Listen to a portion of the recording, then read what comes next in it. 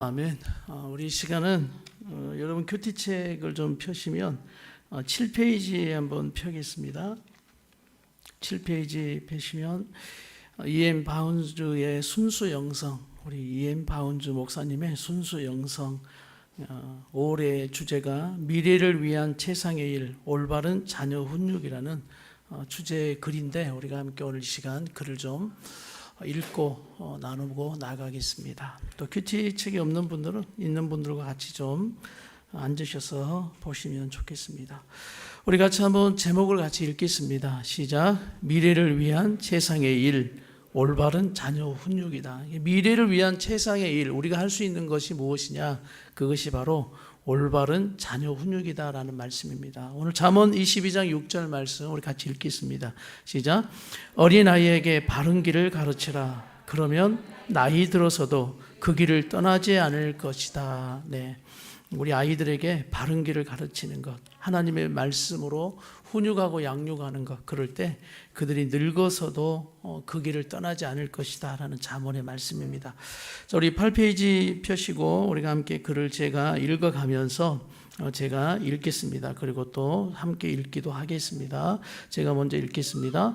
성경은 하나님과 사람이 짝을 이루어 사람의 영적 유익을 위해 함께 일한다. 하나님은 사람이 짝을 이루어 하나님과 사람이 짝을 이루어서 사람의 영적 유익을 위해 함께 일한다는 사실을 분명하게 말한다. 하나님은 언제나 신실하게 실수 없이 일하신다. 그런데 국가나 개인이 무책임하게도 해야 할 일을 하지 않기 때문에 환난과 위기를 겪는다.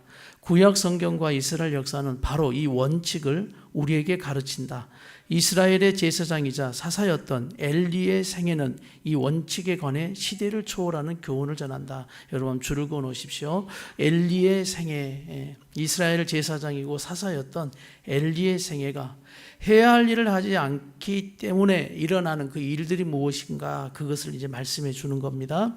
우리 같이 제목을 한번 읽어보겠습니다. 시작. 성공한 공직자 그러나 실패한 아버지 엘리라고 나옵니다. 엘리의 공직 수행에는 아무 문제가 없었듯하다. 제사장과 사사로서 흠잡을 것이 없었다. 그는 성전에서 맡은 일을 성실히 수행했다. 하나님의 언약궤가 블레셋 사람에게 빼앗겼다는 비보를 듣고는 목숨을 잃을 정도로 책임 의식이 투철했다. 하나님은 일찍이 그의 성결을 인정하시고 그에게 명예와 성공을 약속하셨다. 제사장이요 사사였던 엘리는 한 집안의 아버지이기도 했다. 책임의 범위가 그리 넓지는 않아도 무게는 막중한 곳, 그것이 어디 영역입니까? 가정이란 영역이죠. 가정이란 영역에서 엘리는 실패하고 말았다. 그에게 맡기신 공직에는 성공했으나 그러나 가정이란 이 영역에 엘리는 실패하고 만 모습이 성경에 나타나죠. 계속해서 읽습니다. 신앙 공동체를 지도하고 나라를 이끈 그가 정작 자신의 가정은 제대로 다스리지 못했다. 성경은 엘리의 가정 생활이 어떠했는지 상세히 밝히지 않고 가족의 비밀처럼 묻어둔다. 하지만 그에게 아들들을 다스릴 책임이 있었다는 것과 그들을 다스리지 못한 잘못이 있었음을 분명히 보여준다. 근데 이거는 보여줘요. 줄을 한번 그어 놓으세요. 아들들을 다스릴 책임, 이 부분과 그들을 다스리지 못한 잘못이 있었다라는 것은 성경이 드러내고 있다라는 것이죠. 자, 계속 읽습니다. 엘리가 아들들의 악행에 대해 간간히 화를 내기는 했지만 그것만으로는 부족했다. 아들들이 율법을 철저히 지킬 때까지 따끔하게 대응하고 훈육해야 마땅했다. 하나님은 아들들이 저주를 자청하는데도 그들을 금하지 않았다고 엘리를 꾸짖으셨다. 우리 사무엘상 3장 13절을 같이 한번 읽어보겠습니다. 사무엘상 3장 13절은 어떻게 말씀하고 계시는가? 우리 같이 한 말씀을 한번 읽어보겠습니다. 시작. 내가 엘리의 집안을 영원히 심판하겠다고 말한 것은 엘리가 자기 아들들이 스스로 벌을 청하는 것을 알면서도 그것을 막지 않았기 때문이다. 이것을 성경은 엘리의 잘못된 부분인 것을 드러내고 있죠. 계속 읽습니다. 그는 가정이라는 중요한 영역에서 실패했고 그 영향은 신앙 공동체와 국가에까지 미쳤다. 가정의 실패가 그 영향이 신앙 공동체와 국가까지 미친다라는 말씀이죠. 가정교육의 방만함이 정치와 영적 영역까지 물들였다. 엘리가 아들들에게 악을 가르친 것은 아니다. 참 이 부분이 중요한 것 같아요. 아들들에게 그런다고 해서 잘못된 것을 가르치지는 않아요. 더 잘 되기를 바랐겠죠. 그러나 부모의 책임을 다하지 못함으로 자기 가문을 향한 하나님의 선한 목적을 이루지 못했다. 여기에서 우리 부모들이 다시 한번 되새겨야 되는 것은 부모의 책임을 다하지 못함으로 자기 가문을 향한 하나님의 선한 목적, 그 하나님의 선한 목적이 이루지 못할 수도 있다라는 걸 우리에게 알게 하는 겁니다. 자, 계속 하나님이 엘리에게 하신 약속을 취소하신 이유가 이것이다. 다 같이 내가 내 집과 내 조상의 집이 영원히 내 앞에서 나를 섬길 것이라고 말했지만 이제는 더 이상 그렇지 않을 것이다. 왜냐하면 나를 존중하는 사람들을 내가 존중할 것이고 나를 멸시하는 사람들을 나도 멸시할 것이다. 사무엘상 2장 30절의 말씀이죠. 여러분, 하나님을 사랑하십니까? 하나님을 존중하십니까? 우리가 사랑받고 존중받기를 굉장히 중요하게 여기는 것처럼 우리 하나님 역시 우리에게 사랑받고 존중이 여김을 받기를 굉장히 좋아하셔요. 그래서 경외라는 단어는 두렵고 떨린다라는 의미도 있지만 존중한다는 겁니다. 하나님을 존중한다. 그래서 여러분 이거 굉장히 중요해요. 나는 어떠한가도 살펴보시고 우리 가정은 어떠한가도 살펴보세요. 우리 가정의 영적 분위기가 하나님을 정말 잘 존중하는 가정으로 세워지고 있는가? 이것이 여러분 눈에 이 영적인 것을 어떻게 세워가야 하는가를 빨리 눈여겨봐야 합니다. 그래서 이 존중이 무너지는 가정은, 하나님 앞에 존중이 무너지는 가정은 복이라는 단어가 점점 멀리 간다라고 생각하시면 돼요. 그래서 이 존중, 하나님을 존중하는가? 그리고 부모의 책임 중에 하나가 우리 자녀들이 하나님을 존중하도록 훈육하고 양육해야 하는 게 굉장히 중요합니다. 우리가 아이들을 향해 다른 것은 화를 많이 내요. 내 성질을 절제하지 못한다고요. 그런데 여러분 혹시 하나님을 경외함에 있어서 우리 아이들에게 교례 보신 적이 있습니까? 하나님 그거 보고 좋아하셔요.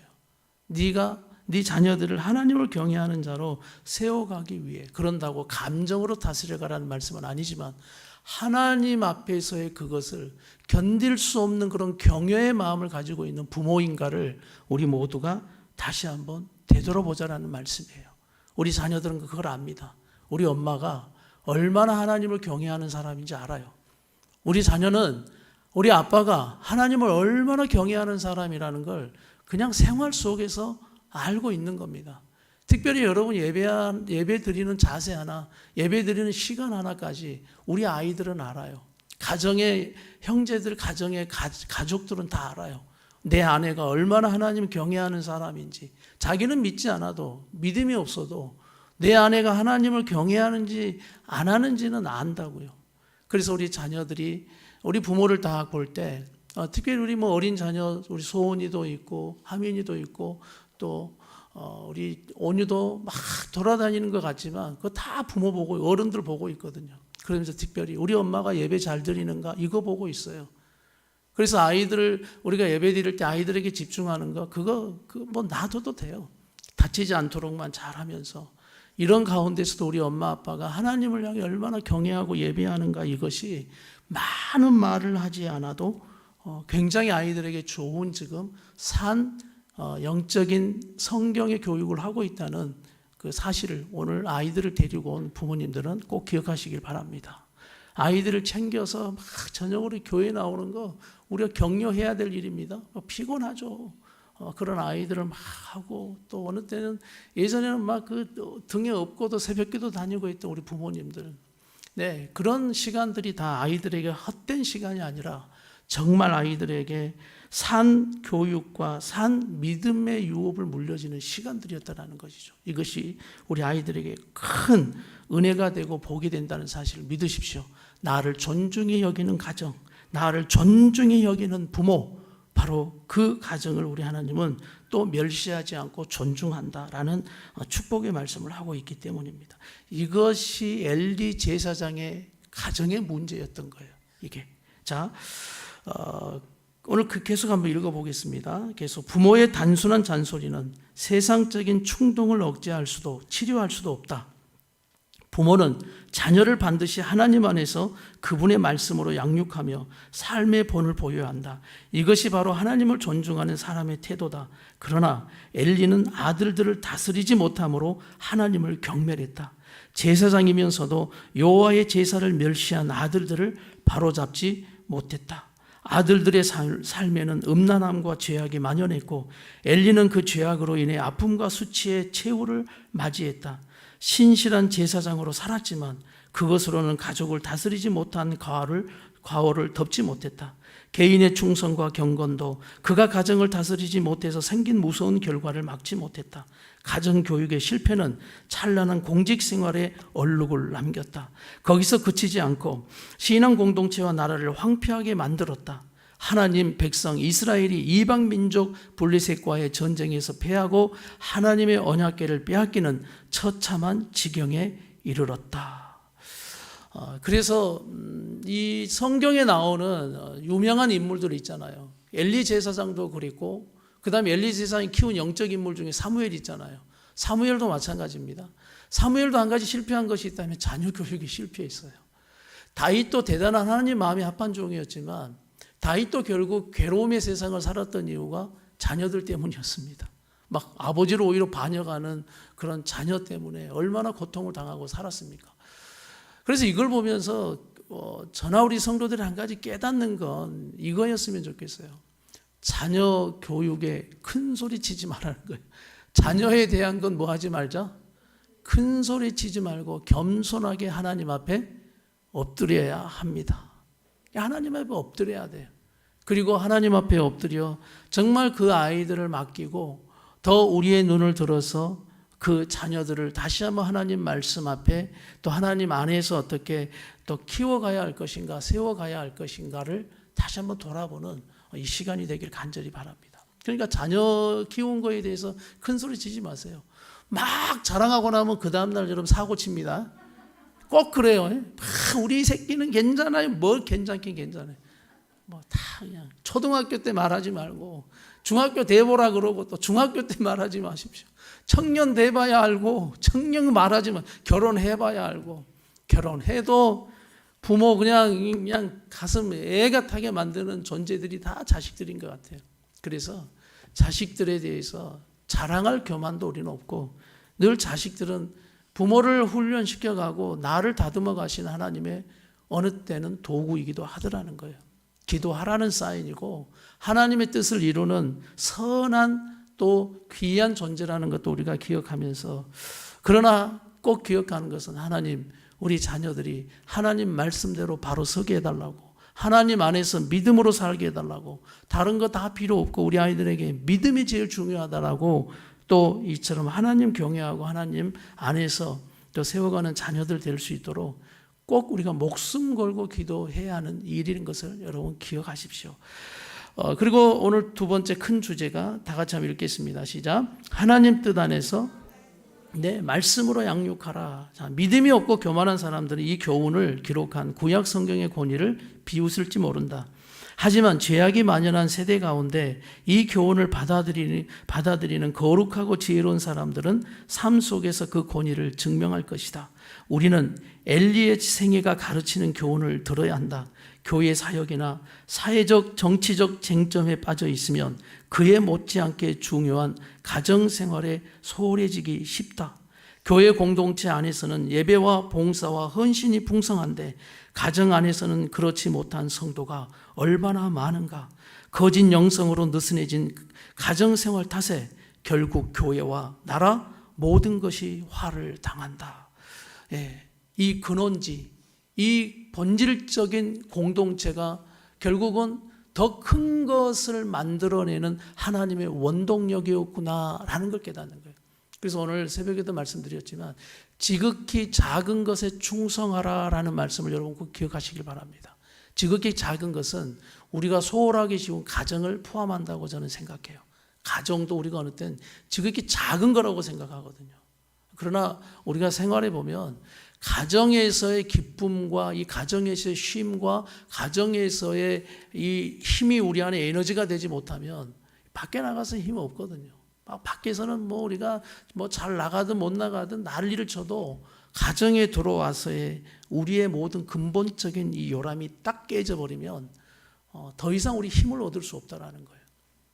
그래서 오늘 이 말씀들이 우리 안에 굉장히 또 5월달을 이제 마지막 또 주간들을 보내고 있는 우리에게 너무나 중요한 말씀들이기 때문입니다.